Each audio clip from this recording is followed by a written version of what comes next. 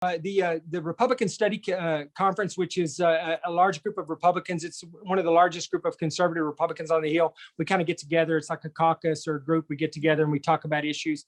We decided that one of our big issues was going to be pushing back on China and China's influence on this country across the board, whether it's the business world or the military side of the house or whatever. And so I put together a bill and pushed it out, and we put the bill forward today, and a lot of other members signed the bill that I authored.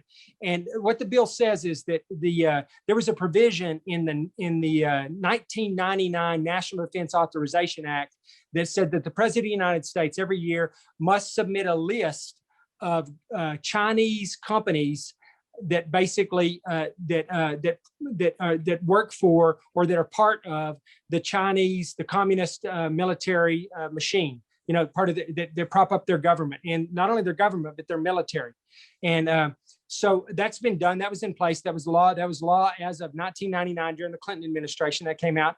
And it said that the president would every year put together this list, and that the president may sanction these companies in the interest of the United States, in the interest of our national defense.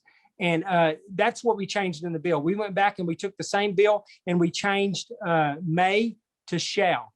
So now we want to put this in place, and we want to make sure, because every year they've been putting together the list ever since the Clinton administration. They've been putting together the list of companies that are propping up the Chinese military, which is not in our national interest, right? And it goes against our national defense policy. And it's not good for us as a country if U.S. or if companies that are here thriving in the United States, that are making money, that are being traded in our stock market, are building up the Chinese military. That is absolutely not in our best interest.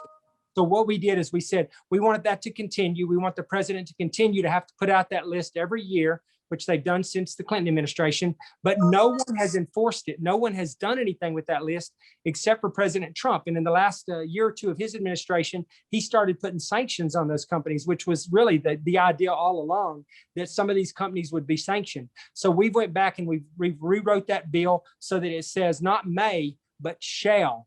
They shall place sanctions on these companies. They shall put the list out and they shall sanction these companies.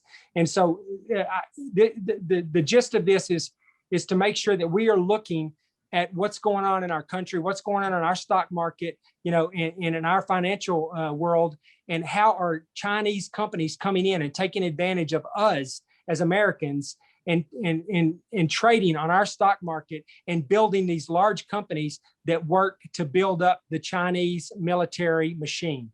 And so that's what we're trying to stop. For a long time, there was debate about whether it was Russia, whether it was China, whether it was, Middle East terrorism, things of that nature. But over the last 5 or 6 years, it's totally been pretty obvious to everybody. And I think people on both sides of the aisle would agree on this that China really is, they're the biggest threat. They're a threat to us economically, and they're a threat to us militarily. And, if we don't stop China, and if we don't push back and make sure that we are looking at these issues like the ones I just described with the bill that I authored today, if we don't start looking at this kind of stuff, we're going to look up in 10 years, and China is going to not only dominate us from an economic standpoint, but they are going to be the military superpower on this planet. And we can't let that happen. We really cannot give that ground up. And so that's part of what this bill is all about.